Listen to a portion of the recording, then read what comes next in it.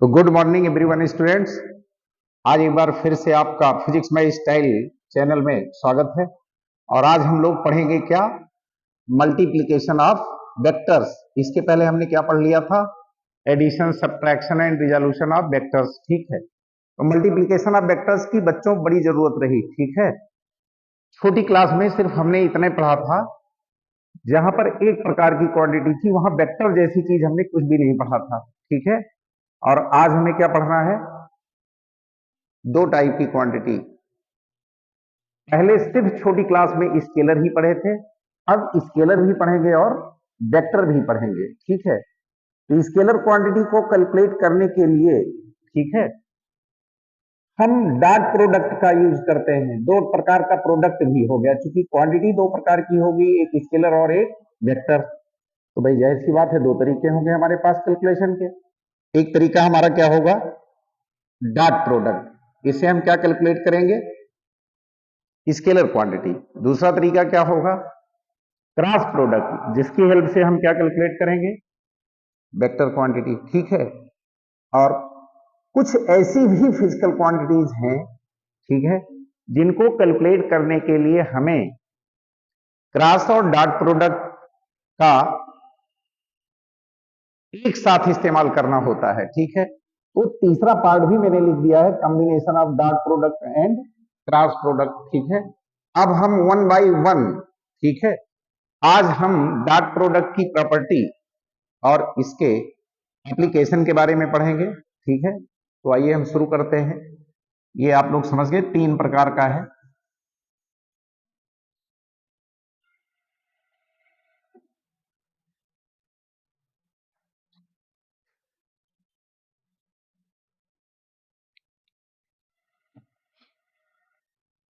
Dot product, dot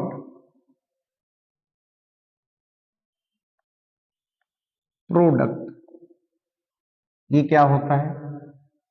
एक साथ पढ़ते हैं। And its properties, and its properties, इतना हम पढ़ने वाले हैं। ठीक है, तो सबसे पहले ये जान लेते हैं डॉट प्रोडक्ट होता क्या है। आप ये देखिए, पहले पॉइंट में यही हम लिख लेते हैं। डॉट प्रोडक्ट का मतलब, मान लो हमारे पास दो वेक्टर ऐसे दिए हुए हैं, ए और बी।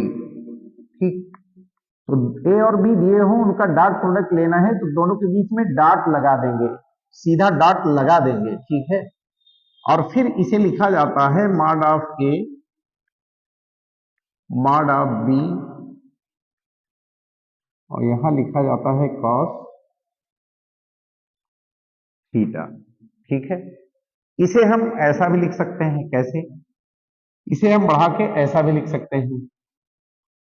ए ऐसा ना लिख करके मॉड को ऐसा भी लिख दिया जाता है, सिंपली ए, ऐसे ही बी, फिर ऐसे ही कॉस थीटा। ठीक, अब ये जो क्वांटिटी आई बच्चों, ये जो क्वांटिटी आई, कौन सी क्वांटिटी आई होगी? ये आई होगी स्केलर। क्या आई होगी? स्केलर। ठीक, ये स्केलर क्वांटिटी आती है, समझ रहे हो? हमने कहा भी था, स्केलर को कैलकुलेट करने के लिए किसकी जरूरत होती है? डॉट प्रोडक्ट की। अंडरस्टूड है कि डॉट प्रोडक्ट लेने के बाद जो नई क्वांटिटी आई होगी वो क्या आई होगी? स्केलर आई होगी। ठीक है, फिजिक्स में ये बात हमें पहले से पता होती है कि हम किसे कैलकुलेट करना चाहते हैं। ठीक है, स्केलर है वो या वेक्टर। अगर स्केलर है तो जिन जिन वेक्टर क्वांटिटीज पर डिपेंड करती है वो, उनके बीच में क्या होना चाहिए? हमेशा डॉट प्रोडक्ट होना चाहिए। ठीक है, उनके बीच में हमेशा डॉट प्रोडक्ट होना चाहिए। ठीक है, तो जैसे मान लो वर्क डन जैसी चीज, अभी हम इस पर कई सवाल बताएंगे। वर्क जैसी चीज को या वर्क डन जैसी चीज को कैलकुलेट करने के लिए हमें किसकी जरूरत होगी? Dot product. ये कैसे हम जान पाए? हम क्रॉस प्रोडक्ट क्यों नहीं लेते सर? हम क्रॉस प्रोडक्ट इसलिए नहीं देते क्योंकि ये स्केलर है, स्केलर क्वांटिटी है, ये पहले से पता है। कैसे पता हो गया सर? पता करने का तरीका बता देता हूं, हमेशा याद रखो। जैसे मान लो वर्क किससे होता है? वर्क ऑब्टेन होता है हमेशा एनर्जी का कोई भी फॉर्म हो उससे हम वर्क ऑब्टेन करते हैं, ठीक है। तो जाहिर सी बात है कि अगर हम एनर्जी जैसी चीज से वर्क को प्राप्त करते हैं तो ये हमें पता है कि एनर्जी दिखाई नहीं पड़ती, वो चाहे लाइट एनर्जी हो, चाहे हीट एनर्जी हो, चाहे साउंड एनर्जी हो, किसी प्रकार की एनर्जी दिखाई देती है नहीं। मैकेनिकल एनर्जी दिखाई देती है नहीं। काइनेटिक एनर्जी दिखाई देती है नहीं। केमिकल एनर्जी दिखाई देती है नहीं।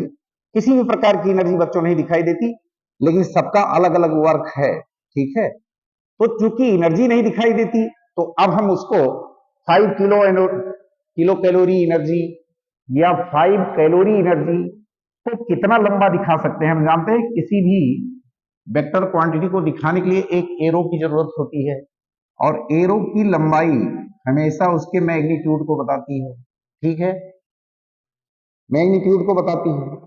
अब चूंकि हमें 5 कैलोरी या 5 किलो कैलोरी की लंबाई तो नहीं हम दिखा सकते क्योंकि वो हमको दिखाई नहीं पड़ती कितनी लंबी है, ठीक है, उसका मैग्नीट्यूड हम जानते हैं, उसके बावजूद भी उसको नहीं दिखा सकते कितना लंबा है 5 किलो या 5 किलो कैलोरी। इसलिए हम उसको वेक्टर फॉर्म में एरो से दिखा नहीं सकते, और अगर एरो से दिखा नहीं सकते बच्चों तो कॉमन सेंस की बात है वो वेक्टर क्वांटिटी हो नहीं सकती। वो कैसी क्वांटिटी होगी? स्केलर। अब एक चीज समझे जरा, अगर वो स्केलर क्वांटिटी है तो बहुत मोटी मोटी बात है, स्केलर क्वांटिटी से पैदा होने वाली क्वांटिटी वेक्टर कभी नहीं होगी, इसको याद रखना, ठीक है। मजाक में मैं कभी कभी पढ़ाते समय कहता हूं कि कुत्ते का बच्चा कुत्ता ही होता है, बकरी तो नहीं हो जाएगा ना। वैसे ही स्केलर क्वांटिटी से पैदा होने वाली क्वांटिटी क्या होगी? स्केलर होगी। अगर एनर्जी स्केलर है तो वर्क डन उसी से मिलता है, वो स्केलर होगा। और अगर वर्क डन स्केलर है तो उस स्केलर को कैलकुलेट करने के लिए हमेशा याद रखो, दिमाग में बैठा लो, हमेशा हम मैथमेटिक्स के उस रूल को फॉलो करेंगे जिससे स्केलर क्वांटिटी आती है, यानी डॉट प्रोडक्ट का इस्तेमाल करेंगे जिससे हमें स्केलर क्वांटिटी मिलती है, ठीक है। तो हम इतना इंट्रोडक्शन बता दे रहे हैं, बाकी अभी न्यूमेरिकल बताएंगे और क्लियर होगा, ठीक है। कैसे पूछता है एग्जाम में, नीट में या जेई में किस टाइप के सवाल पूछता है। इस बार भी जेई मेंस में जो क्वेश्चन पूछा गया है बिल्कुल वैसे ही पूछा गया है जैसे मैं पढ़ाता हूं, ठीक है, उससे बाहर बिल्कुल नहीं होगा। आप भी विश्वास करके एक बार पढ़ के देखो, बिल्कुल मिलेगा। अब एक चीज समझो, ये तो पहली बात हो गई। दूसरी प्रॉपर्टीज की क्या है? स्केलर का रूल हम पढ़ते आए छोटी क्लास में, वो क्या पढ़ते आए? छोटी क्लास में हम ये पढ़ते आए कि अगर लिखा जाए 2 और 2 मीटर इंटू 3 मीटर, तो क्या ये 3 मीटर इंटू 2 मीटर जैसा ही है? हाँ सर, बिल्कुल यही है, ऐसे ही है। ये भी आएगा 6 मीटर स्क्वायर और ये भी आएगा 6 मीटर स्क्वायर, ठीक है। इसमें ना डायरेक्शन इधर है, नहीं इसमें डायरेक्शन इधर है, ठीक है। तो दोनों में डायरेक्शन नहीं, सिर्फ मैग्नीट्यूड है। जाहिर सी बात है स्केलर प्रोडक्ट भी इसी रूल को फॉलो करता है, क्योंकि स्केलर प्रोडक्ट लेने के बाद आने वाली क्वांटिटी क्या है? स्केलर है। क्या है? स्केलर है, ठीक है। तो बिल्कुल ऐसे समझें, कहने का मतलब हम इसको ऐसा लिख सकते हैं, A dot B equals to B dot A, B dot A, ठीक। और ये पूरा लिख सकते हैं वैसे जैसे ए डॉट बी बराबर ए बी कास थीटा आया, वैसे बी डॉट ए बराबर B A cos theta, but दोनों स्केलर हैं जो इस रूल को फॉलो करते हैं, इसलिए हमेशा इसे भी हम ऐसे लिख सकते हैं जैसे ए बी कास थीटा था वैसे बी ए कास थीटा को भी ए बी कास थीटा ही लिख सकते हैं, कोई समस्या नहीं है, ठीक है। यहां थीटा क्या है? थीटा बार बार समझो, थीटा क्या है? ये है angle between vector A and vector B. A और बी की डायरेक्शन के बीच का एंगल है थीटा, ठीक है। इतनी बात समझ में आ गई, समझ लो हम डॉट प्रोडक्ट के बारे में सब कुछ जान के, यही बेसिक है, ठीक है। अब देखो क्या है, तीसरी बात हम लोग पढ़ते हैं तो ये पढ़ते हैं, अगर मान लो किसी वेक्टर का उसी के साथ डॉट प्रोडक्ट लेना हो तो जाहिर सी बात है ए की जगह पर ए, बी की जगह पर भी हमने ए लिखा है, ए का मॉड, दो बार ए का मॉड, और यहां कास क्या होगा, क्योंकि दोनों सेम है तो दोनों वेक्टर एक ही डायरेक्शन में, इसलिए उनके बीच का एंगल क्या होगा, जीरो। क्या होगा, जीरो। तो यहां 0 डिग्री लिख दो भाई। अब देने वाला क्या है, ए स्क्वायर, कास 0 मीन्स 1, 1 से इसमें मल्टीप्लाई करेंगे बच्चों, आएगा ए स्क्वायर। ठीक, यानी किसी भी वेक्टर का डॉट प्रोडक्ट उसी के साथ लेने पर हमेशा क्या आता है, उसके मैग्नीट्यूड का स्क्वायर। ठीक है। दूसरी बात, अगर ये किताब में लिखा नहीं लेकिन बच्चे बहुत डिस्टर्ब होते हैं, अगर कहीं भी ऐसा मिले क्या, वेक्टर ए, मान लो इसका स्क्वायर कर दिया जाए, क्या कर दिया जाए, स्क्वायर, तो हमेशा याद रखना ये बदल कर ऐसे ही होने वाला है डॉट में, ए डॉट ए के रूप में आने वाला है। और अगर ए डॉट ए के रूप में आया तो ये भी क्या आएगा, ए स्क्वायर जैसे कि ऊपर है। इसका एग्जाम्पल है बच्चों, कैसा, इसका एग्जाम्पल काइनेटिक एनर्जी देखो, काइनेटिक एनर्जी बराबर क्या, हाफ एम। वेलोसिटी एक वेक्टर क्वांटिटी है, लेकिन वेलोसिटी का क्या करते हैं, वेलोसिटी वेक्टर का स्क्वायर।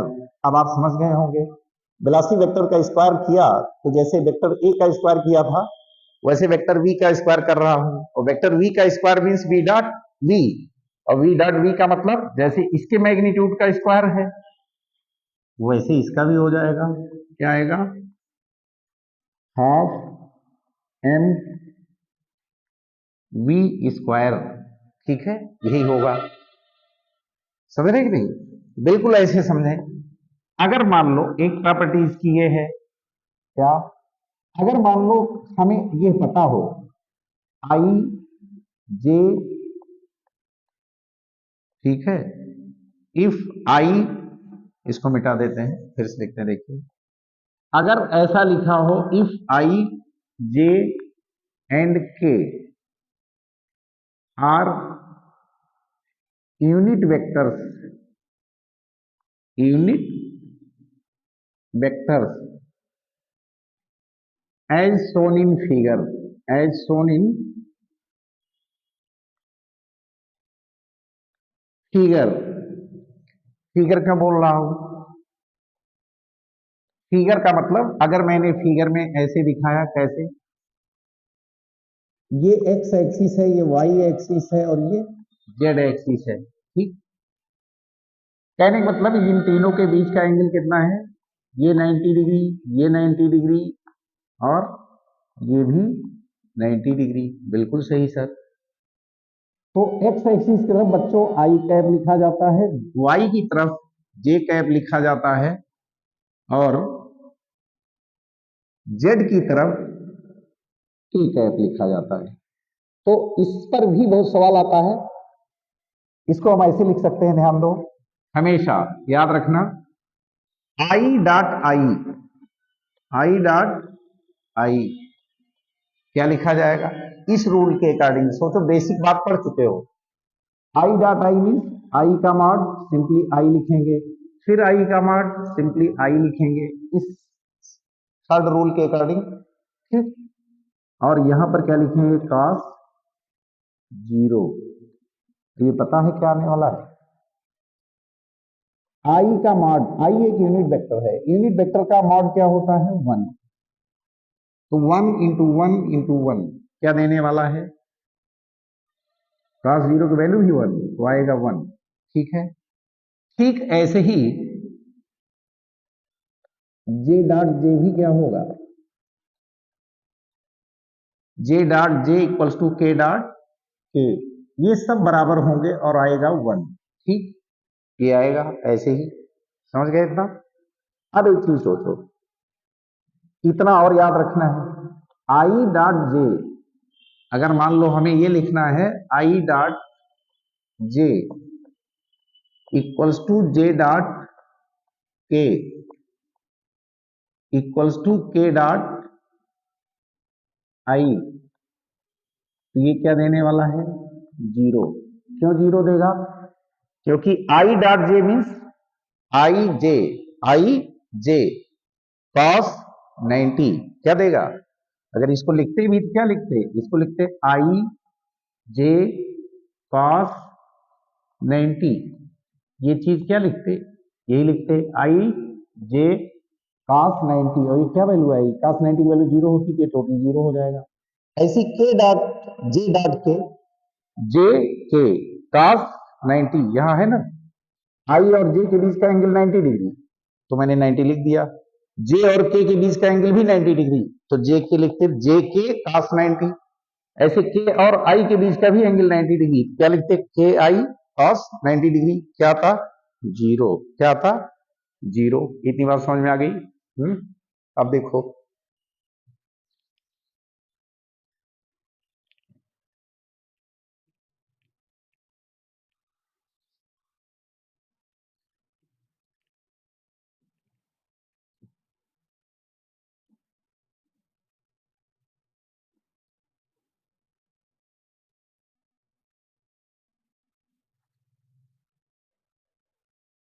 एक प्रॉपर्टी और बची रह गई, जो भी है एक दो, देखो इसके आगे, जो भी है इसके आगे की प्रॉपर्टी चार लिख चुके थे, हमें लगता है पांचवी है। ठीक है, पांचवी। ये क्या देने वाली है? ध्यान दो, ये देने वाली है, इसको लिख सकते हैं हम लोग ए। अगर मान लो ऐसे लिखा होता वेक्टर, इसकी बड़ी जरूरत है। बहुत ज्यादा न्यूमेरिकल इस पे जेई में भी पूछा जाता है, मेंस में और नीट में भी पूछा जाता है। Vector A equals to A X I cap plus A Y J cap plus A Z K cap, and अगर लिखा हो B equals to B X I cap plus B Y J cap plus B Z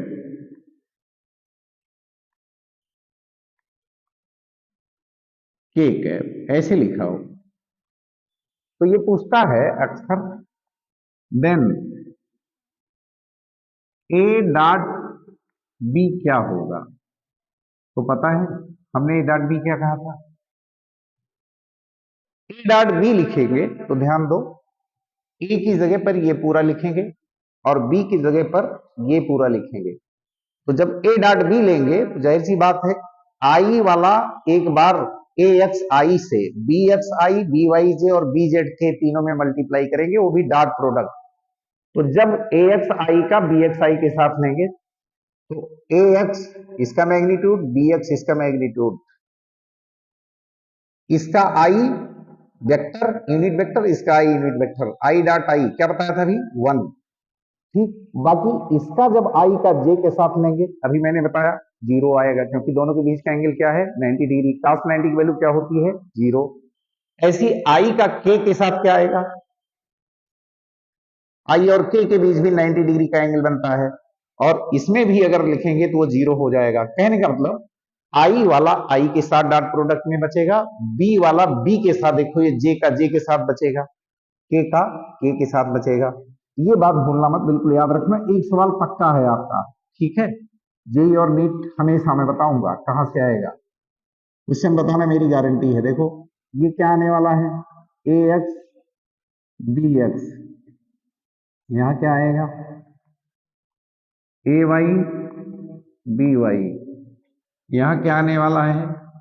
A Z B Z. ठीक, यही product में आएगा। बहुत important है, इसको कतई मत भूलना, इसका क्वेश्चन जरूर रखा रहेगा आपके एग्जाम में। ठीक है, और एक चीज और समझ लो, इससे क्या क्या पूछा जा सकता है, इसका एप्लीकेशन। तीन बातें समझो हमेशा, और निश्चित रूप से पूछी जाएंगी। जैसे अगर मैं इसके बारे में कहूं तो मैं कह सकता हूं, एप्लीकेशन समझ लो।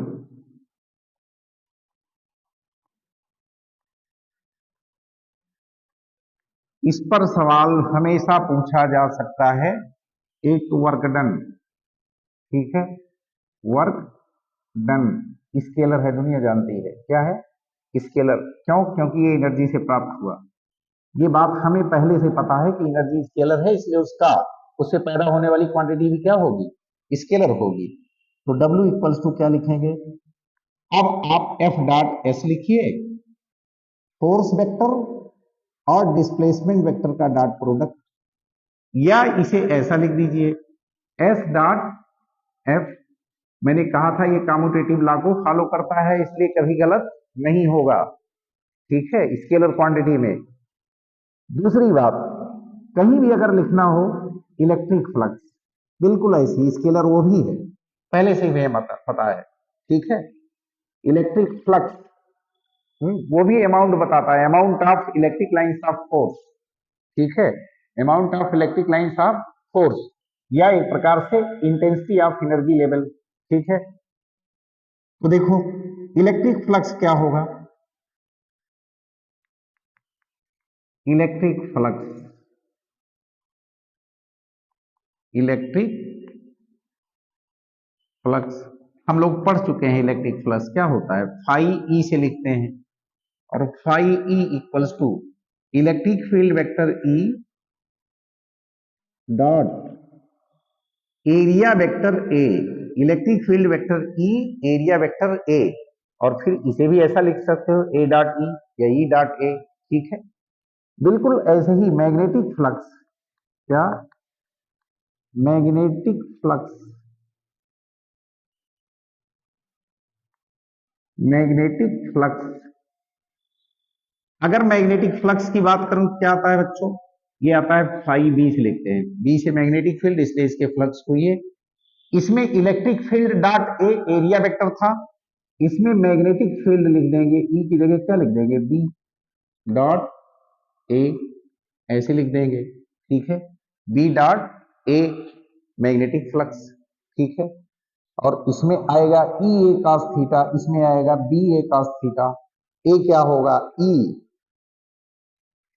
तो एंगल क्या होगा, ई और ए के बीच का एंगल लिखोगे तो जनरली क्या लिखोगे, E A cos theta, theta क्या है, angle between vector E and A. वैसे बी ए को क्या लिख सकते हैं, B A cos theta, theta क्या है, बी और ए के बीच का एंगल। इस पर सवाल इस बार जेईई मेंस में आया भी था, फिर आएगा, मैं बता दूं। अगर आप अगले सेशन को देते हैं, अप्रैल वाला सेशन, तो उस सेशन में भी यह बात आएगी, ठीक है। इसलिए तैयार रहें, होपलेस ना हो, अगर पेपर खराब भी हो गया हो तो कोई बात नहीं है, फिर से पढ़ें, ठीक है। अब देखो इतनी बात हो गई, अब हम क्या लिखते हैं, एक बात और समझ लो, ठीक है। कभी कभी तीन वेक्टरों के लिए दे देगा,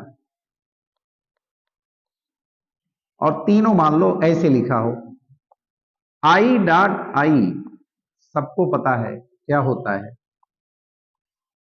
ठीक है, आई डॉट आई, बच्चा क्या लिख देगा, वन, फिर यहां डॉट आई, ये क्या देने वाला है, आई डॉट आई का मतलब क्या, I dot I means one one, और आई के बीच एंगल जीरो, तो यहां कास जीरो, इसके साथ ये स्केलर आया, दो वेक्टरों का डॉट प्रोडक्ट क्या देता है, स्केलर भी बताया। लेकिन अगर तीसरा वेक्टर इसके साथ डॉट में है बच्चों, क्या है, तीसरा है, कुछ भी लिखा हो, तीसरा आई ही लिखा हो या जे लिखा हो या क्या के लिखा हो, तो याद रखना ये फिर से क्या देने वाला है, वेक्टर क्वांटिटी, क्या देने वाला है, वेक्टर क्वांटिटी, ये आया वेक्टर क्वांटिटी आई, ठीक है। इसकी वैल्यू क्या होगी, वन वन, ये ही है, वन वन का प्रोडक्ट वन, कास जीरो की value one, one one one means one, one से आई में मल्टीप्लाई करेंगे तो आई का भी मैग्नीट्यूड होता है वन, ठीक, और इसके वन में इसके इस पूरे वन से मल्टीप्लाई करेंगे तो वन वन वन आएगा, आएगा बचेगा आई, ये वेक्टर क्वांटिटी हो गई, ठीक है। अभी तक हम चिल्ला रहे थे डॉट प्रोडक्ट लेने पर क्या आता है, स्केलर आता है, तो याद रखो दो वेक्टरों का डॉट प्रोडक्ट लेने पर स्केलर आता है, लेकिन अगर तीसरा वेक्टर आ जाए तो समझ लो कि हो सकता है कि वो स्केलर नहीं आने वाला है, किसी भी हालत में वेक्टर ही आएगा। क्या आएगा? वेक्टर ही आएगा।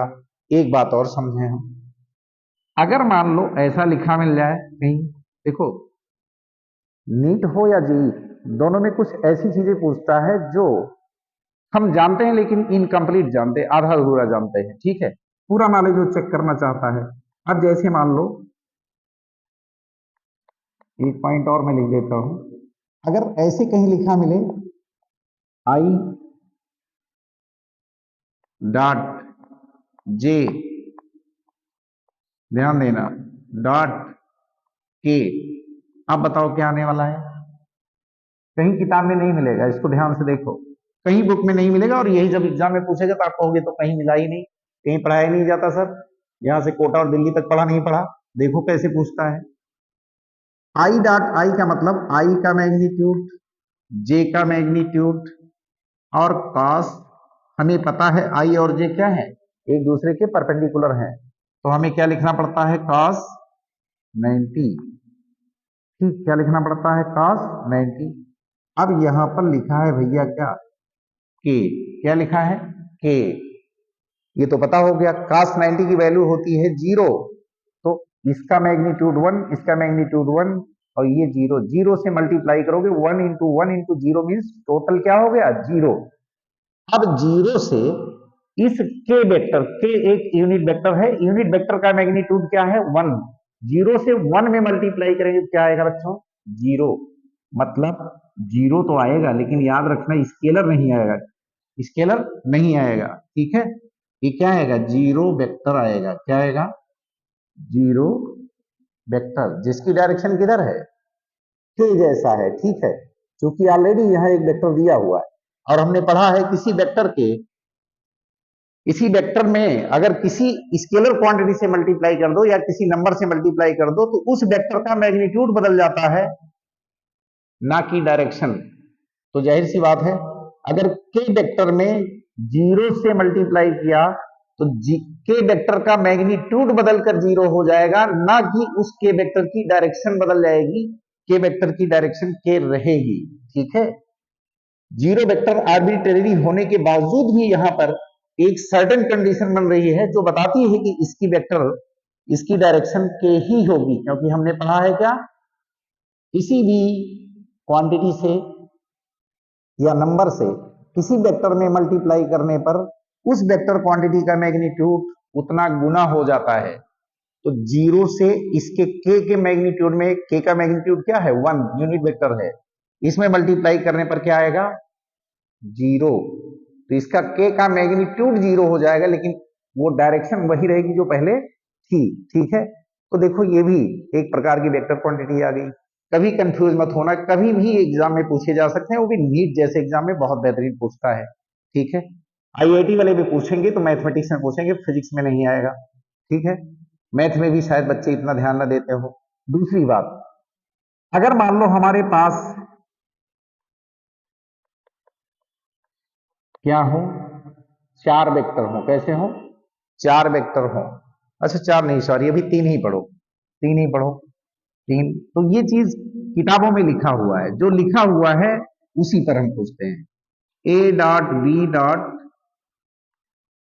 सी, किताब वाले लिखते हैं does not equal to A dot B dot C, यानी इस लॉ को बोलते हैं कम्यूटेटिव लॉ। क्या बोलते हैं? वो सॉरी, एसोसिएटिव लॉ। क्या बोलते हैं? एसोसिएटिव लॉ, ठीक, यानी साहचर्य नियम, हिंदी में क्या बोलते हैं? साहचर्य नियम। 3 वेक्टरों का डॉट प्रोडक्ट लेने के बाद, 3 वेक्टरों का डॉट प्रोडक्ट लेने के बाद जो क्वांटिटी आती है उतनी ही, अगर, ठीक है, एक बार ऐसे डॉट प्रोडक्ट लो 3 का, बी और सी का डॉट प्रोडक्ट लेने के बाद जो आई उसका, तीसरे ए के साथ डॉट प्रोडक्ट लो, जो आया वही अगर ए और बी का पहले ले ले, उसके बाद सी के साथ डॉट प्रोडक्ट ले, वही आता है तो समझ लो डॉट ट्रिपल प्रोडक्ट, इसको बोला जाता है क्या? Dot triple product. तो dot triple product associative law को फॉलो करता है। लेकिन शायद ऐसा नहीं होता है। अब सवाल ये उठता है कि ये कब नहीं होता है। देखिए, बेहतरीन बेहतरीन सवाल मैं आपको बताता हूं इस पर।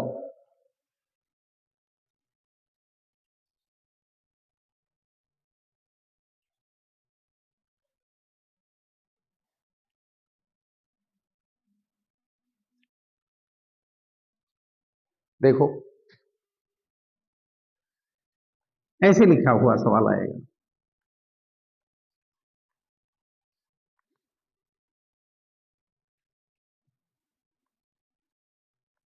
Vector A, B and C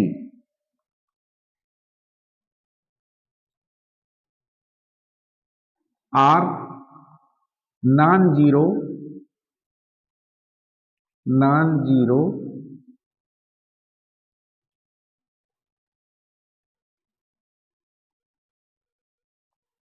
and collinear vectors, collinear vectors, ठीक, vectors।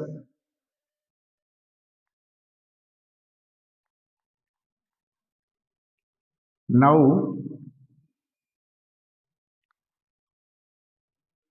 which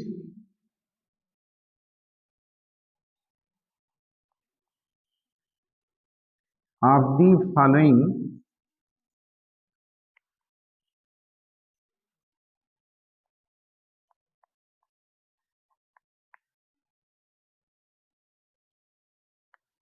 statements is correct। तो कौन सा स्टेटमेंट करेक्ट है, यह बात आपसे पूछी गई।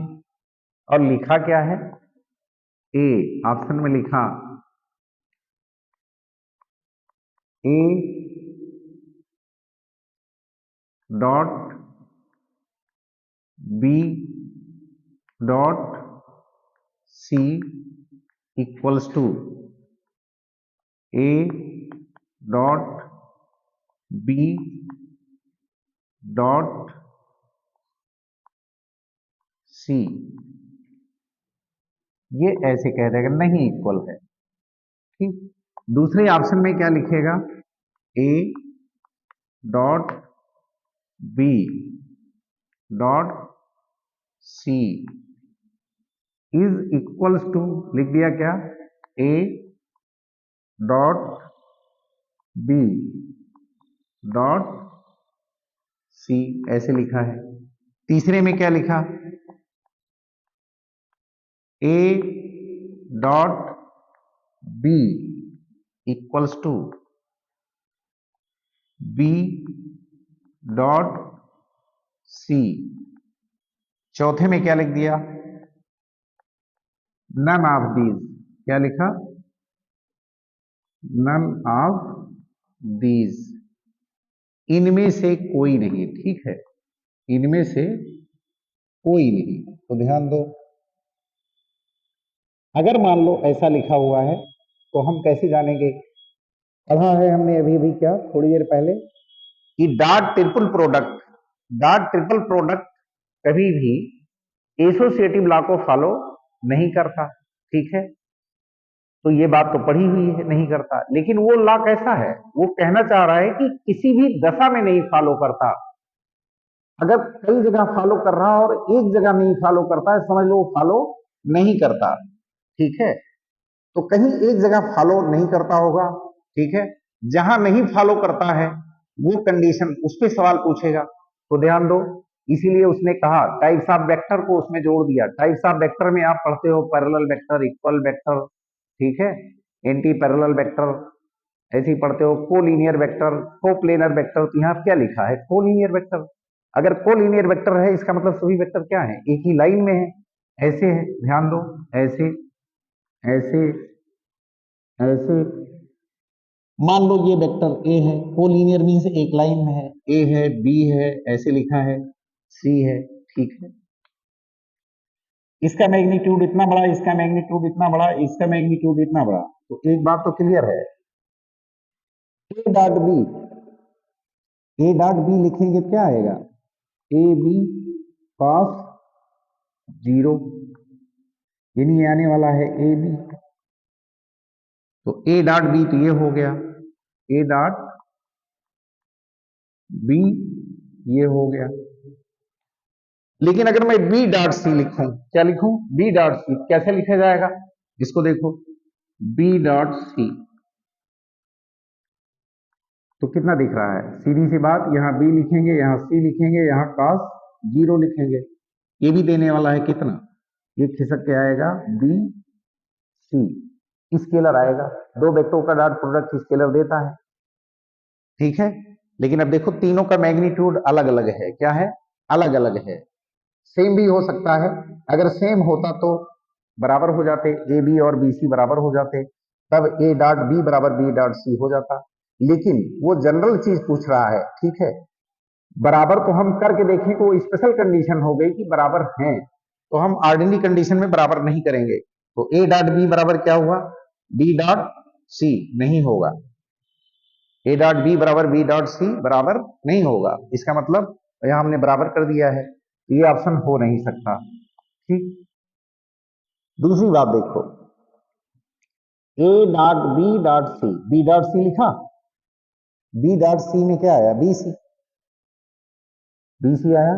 अब इस बी सी से अगर वेक्टर ए में मल्टीप्लाई करेंगे तो बीसी तो एक स्केलर क्वांटिटी आई है, नंबर, और किसी नंबर से किसी वेक्टर में मल्टीप्लाई करते हैं तो वेक्टर का क्या बदल जाता है? मैग्नीट्यूड। तो मैग्नीट्यूड बदल के क्या होगा? ए का मैग्नीट्यूड, ए का मैग्नीट्यूड कुल मिलाकर के क्या होने वाला है? ए का मैग्नीट्यूड उसके मैग्नीट्यूड के साथ मल्टीप्लाई हो जाएगा तो आएगा ए बी सी। डायरेक्शन क्या होगी? ए की होगी। क्या होगी? ए की ही होगी, ठीक। ऐसे ही ए बी के डॉट प्रोडक्ट में आया क्या? ए बी, ठीक। अगर ए बी से मल्टीप्लाई कर दिया मैंने किसमें? वेक्टर सी में, तो क्या आएगा? सी का मैग्नीट्यूड बदल जाएगा लेकिन डायरेक्शन नहीं बदलेगी, नहीं बदलेगी, ठीक है। तो सी की डायरेक्शन में ही, लेकिन सी का मैग्नीट्यूड बदल जाएगा। कितना गुना हो जाएगा? ए बी से मल्टीप्लाई करने पर A B C, A B C, ठीक है। तो A B C, C vector आएगा, ठीक है, सी वेक्टर आएगा। तो डायरेक्शन तो वही रहेगी जो सी की रहेगी, समझ रहे हैं? इसका मतलब है कि तीनों कोलीनियर अगर हैं, कैसे हैं? कोलीनियर हैं, तो याद रखो उस समय यह एसोसिएटिव लॉ को फॉलो करेगा, जबकि हमने पढ़ा है फॉलो नहीं करेगा। ये ट्विस्ट है, सवाल आप गलत करके चले आओगे रट के, ठीक है। ये फॉलो करने वाला है बच्चों, ठीक है। बात समझ में आई? इसका मतलब है कि ये ऑप्शन सही है, ठीक, और ये वाला भी गलत है। और अब ये हो ही नहीं सकता, कह रहा है कि इनमें से कोई आंसर नहीं है। आंसर है भाई, एक रिलेशन ये सही है, इसका मतलब ये भी ऑप्शन गलत है। ऐसे पढ़ेंगे हर ऑप्शन को, ठीक है, कभी भी। सुन पाए? अब देखो एक सवाल हम और आपसे पूछते हैं, बिल्कुल इसी सिलसिले में। देखिए क्वेश्चन बता देते हैं फटाफट।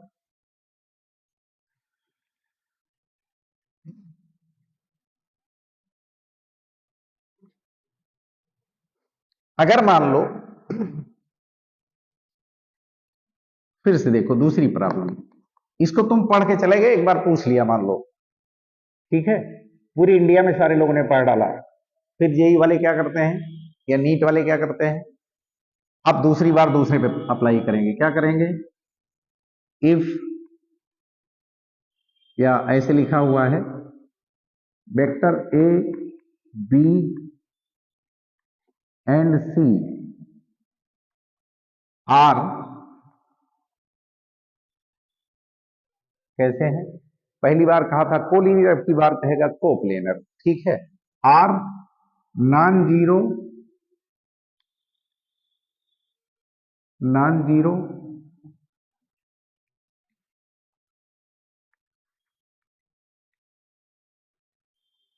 कोप्लेनर वेक्टर्स,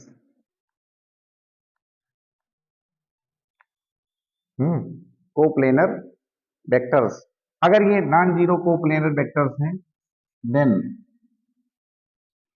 अब देन में क्या लिख दिया? चार ऑप्शन लिख दिया।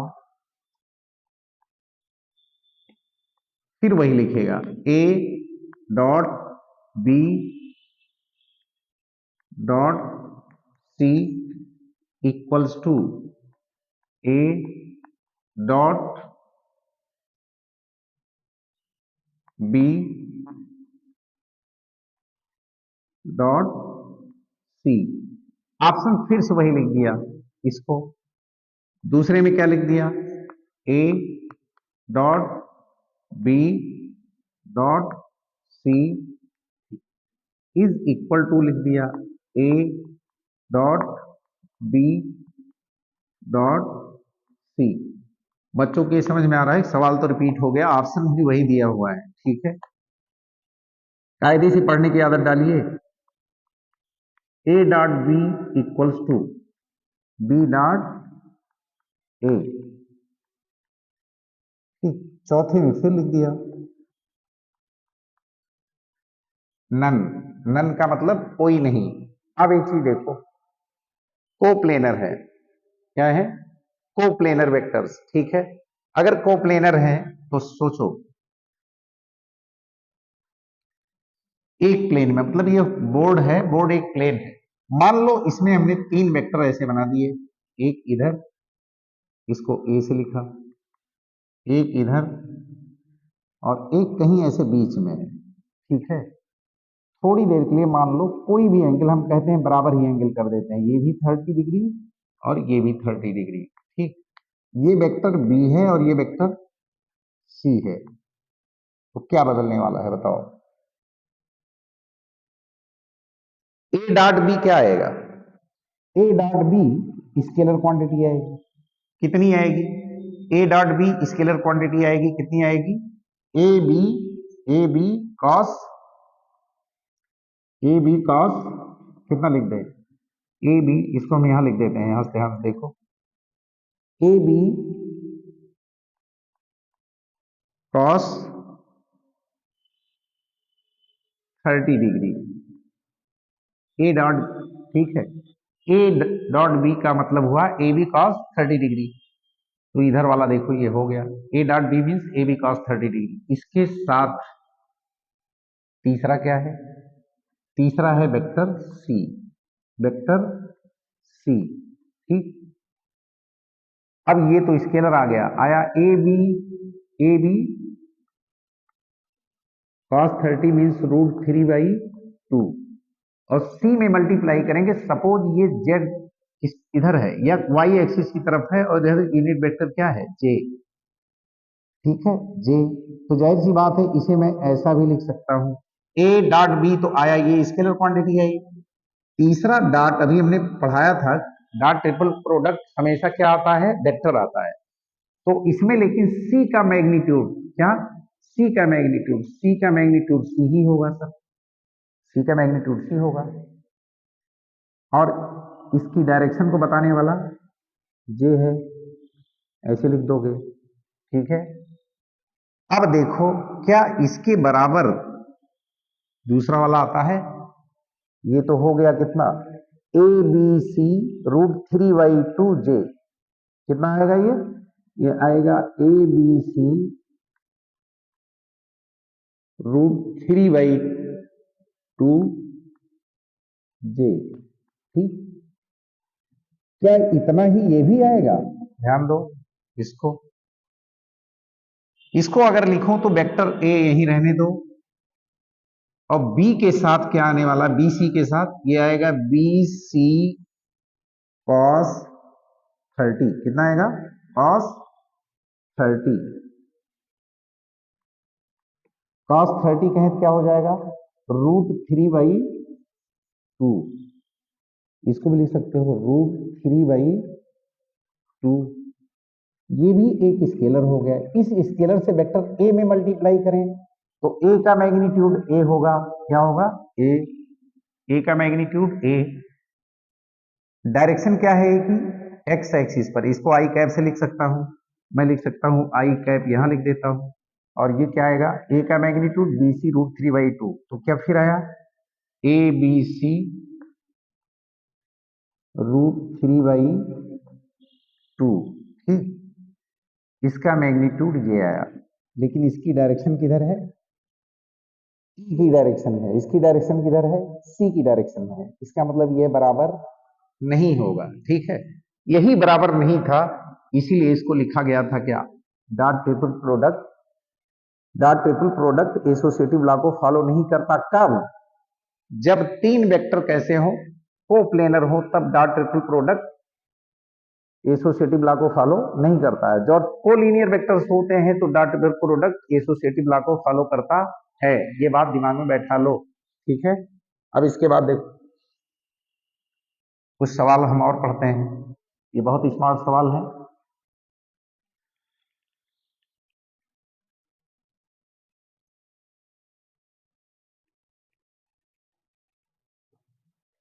इन क्वेश्चंस को जानते रहिएगा, जेई एडवांस तक में पूछा जा सकता है, क्योंकि एडवांस उसी को कहते हैं जो अभी तक किताब में कायदे से लिखा न गया हो, कहीं पढ़ा न गया हो। ये मैंने बनाया है अपने से, ठीक है, मेरे बनाए हुए क्वेश्चन है और यही पूछे जाएंगे। बहुत थोड़ा सा होता है लेकिन ये बड़ा इंपॉर्टेंट होता है, हमेशा आता है, फंसता है, ठीक है। याद रखो, अगर मान लो ऐसा सवाल आपसे पूछे, ध्यान दो,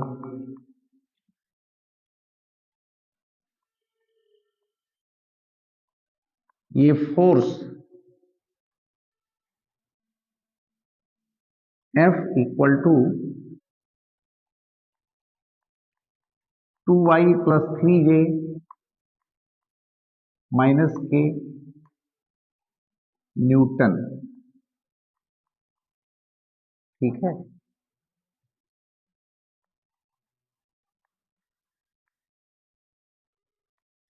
डिस्प्लेसेस ये पार्टिकल, किसी भी पार्टिकल को डिस्प्लेस करता है by S equals to 3i minus J plus 4k,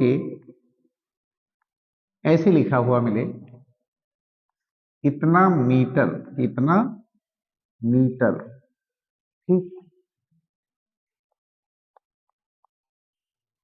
now calculate work done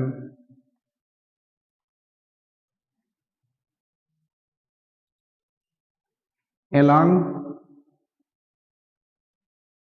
x axis, x axis के along वर्क डन निकालना है, ठीक। तो कैसे निकालेंगे, देखो कुछ नहीं करना है, एक्स एक्सिस के अलांग वाला ये फोर्स है और डिस्प्लेसमेंट ये है, वाई एक्सिस के अलांग ये डिस्प्लेसमेंट है और ओ सॉरी फोर्स ये है, डिस्प्लेसमेंट ये है। जेड एक्सिस के अलांग फोर्स ये है और डिस्प्लेसमेंट ये है। तो डॉट प्रोडक्ट लेने पर वर्क डन आता है। एक्स एक्सिस के अलांग पूछ रहा है, इसका मतलब सोल्यूशन एक लाइन का क्या, डब्ल्यू एक्स इक्वल टू क्या लिखोगे, 2y, चिन्हों सहित लिखोगे, डॉट 3i, ठीक। आई डॉट आई क्या होता है, 1, ये क्या आएगा, 2 इंटू 3 मीन 6, ये आया 6 न्यूटन मीटर, ठीक है। न्यूटन मीटर को जूल भी बोलते हैं, यहां 6 जूल, ठीक है। क्या लिखोगे, 6 जूल बच्चों, ऐसे हो जाएगा। कभी कभी इसी क्वेश्चन को बदल के, जैसे ये आ चुका है, हमें वो सर्च करना है क्या आ सकता है, ठीक है। आया हुआ तो सब पढ़ के जाते हैं और वही आता तो सारे लोग पास हो जाते हैं। देखो दूसरी सवाल क्या है, दूसरा सवाल ये कहता है ऐसे, ये force F equals to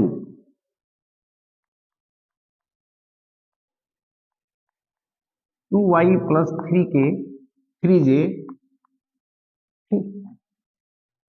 F equals to 2y plus 3j, ठीक।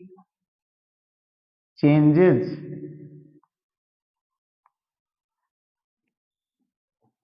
पोजीशन कोऑर्डिनेट,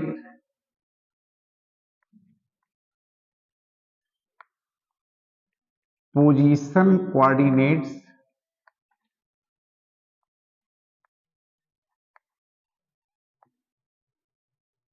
ऑफ ये पार्टिकल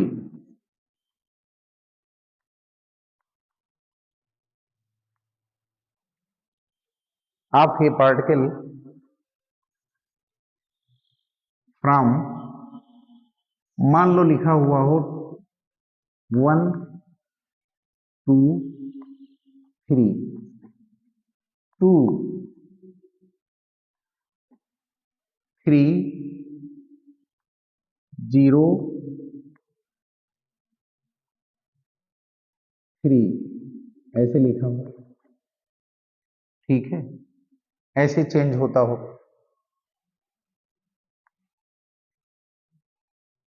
नाउ कैलकुलेट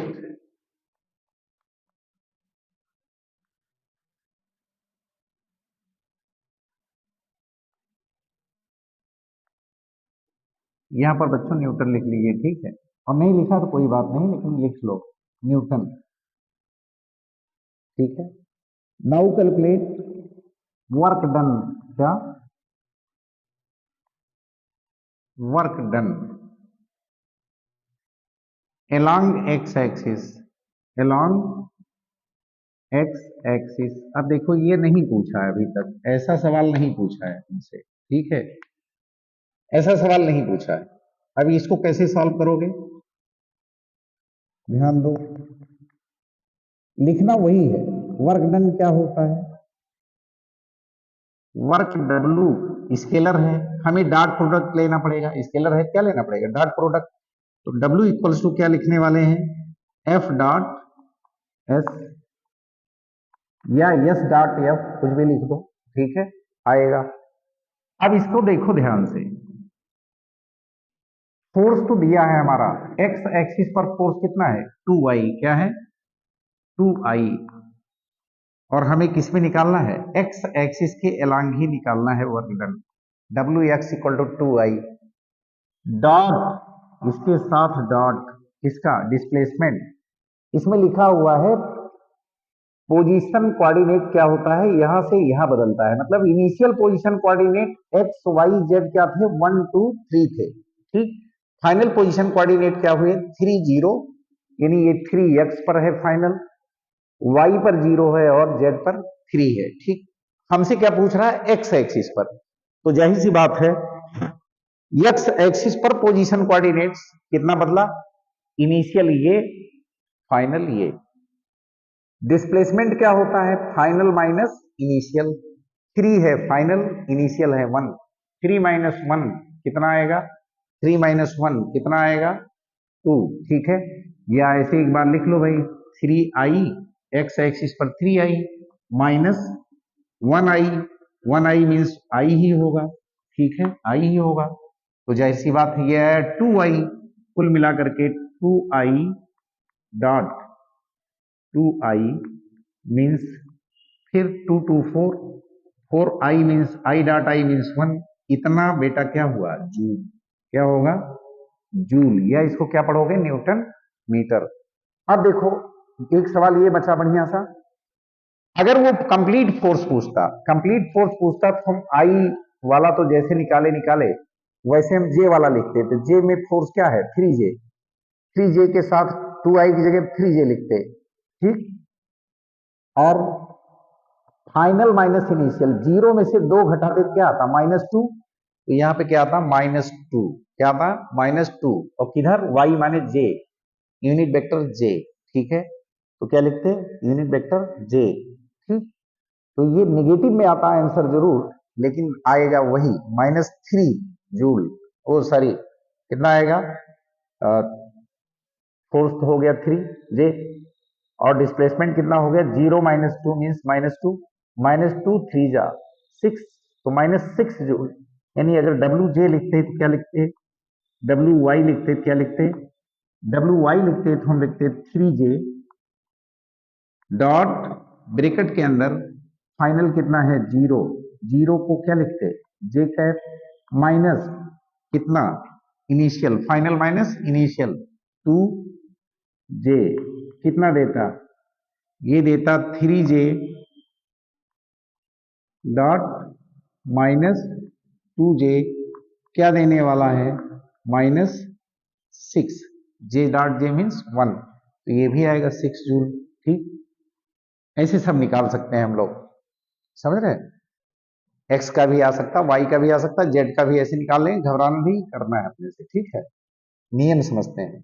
अब मान लो ये कर लिया, एक सवाल और इसका बच्चों बहुत बढ़िया से बनता है, वो भी मैं बता देता हूं, उसको देखो, बहुत जबरदस्त क्वेश्चन है वो, कभी भी पूछा जा सकता है, ठीक है, कभी भी पूछा जा सकता है, इसको ध्यान दो।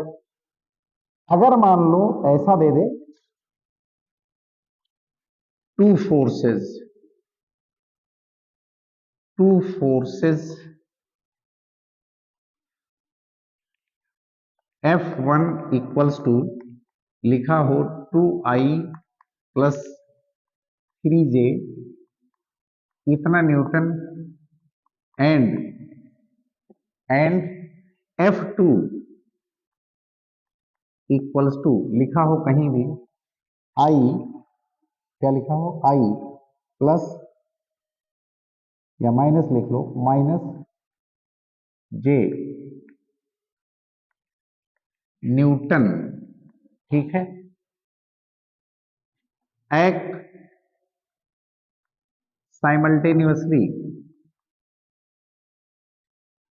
साइमल्टेनियसली का मतलब एक साथ,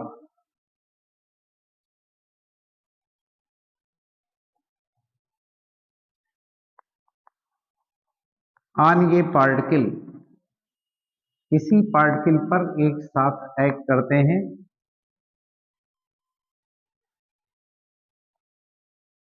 डिस्प्लेसमेंट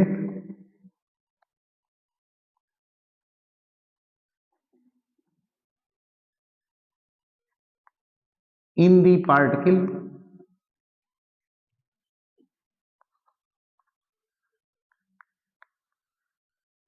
इज, कितना डिस्प्लेसमेंट है, S इक्वल्स टू, लिखा हुआ है 4I plus 2J minus K, ठीक, इतना मीटर।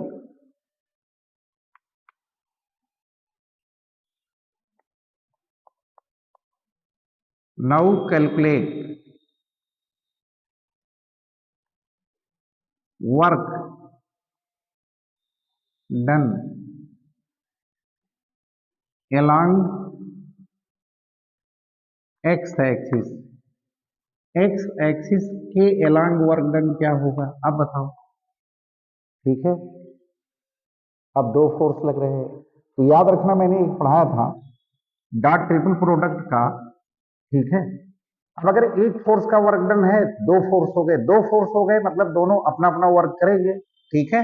नहीं भी कुछ पढ़ा, इतना तो पढ़ा है, एक फोर्स वर्क करेगा 2I का इसके साथ, एक फोर्स दूसरा है F2, F2 में x एक्सिस पर कितना है, I न्यूटन है, I इसी x एक्सिस पर डिस्प्लेसमेंट, दोनों ने मिल के पैदा किया है, इसका मतलब इन दोनों को हम जोड़ देंगे, क्या करेंगे, जोड़ देंगे, ठीक है, जोड़ देंगे सीधा क्या कहेंगे, इसको वास्तव में बच्चों डिस्ट्रीब्यूटिव लॉ कहते हैं, ठीक है, जोड़ करके भी हम लिख सकते हैं। तो याद रखो इसका सॉल्यूशन, डिस्ट्रीब्यूटिव का मतलब ये बात ऐसे भी सही है, W इक्वल्स टू क्या लिख सकते हो, W इक्वल्स टू लिख सकते हैं हम सर F1 प्लस F2, दोनों फोर्स जोड़ दिया, ठीक, जोड़ने के बाद डॉट प्रोडक्ट इससे ले लिया, कोई दिक्कत नहीं, अभी भी दोनों मिलके काम करेंगे, एक करता है अपने अनुसार, दूसरा करेगा अपने अनुसार, दोनों मिलके करेंगे। अब F1 F2 जोड़ने का मतलब, F1 का x एक्सिस के लॉन्ग कंपोनेंट 2I, ठीक है, तो F1 x समझो इसको, और इसको F2 x समझो, F2 x, तो ये आएगा कितना 2I प्लस कितना I प्लस I, इसके साथ डॉट प्रोडक्ट किसका, इसका, कितना 4I, कितना देने वाला है, ये 3I dot 4I, I dot I 1 होता है, 4 3 12, 4 3 12, 12 जूल आएगा, क्या आएगा 12 जूल आएगा, ये आंसर आएगा, ठीक है, ये आंसर आएगा ऐसे। तो आज का काम हम यही समाप्त करते हैं बच्चों, नेक्स्ट वीडियो में हम देखते रहिएगा, पुनः पेश होंगे क्रॉस प्रोडक्ट ऑफ वेक्टर्स और उसकी प्रॉपर्टी के साथ, ठीक है। फिर दोनों के कंबाइंड इफेक्ट को पढ़ेंगे, ठीक है। Okay guys, thanks for watching my physics my style channel.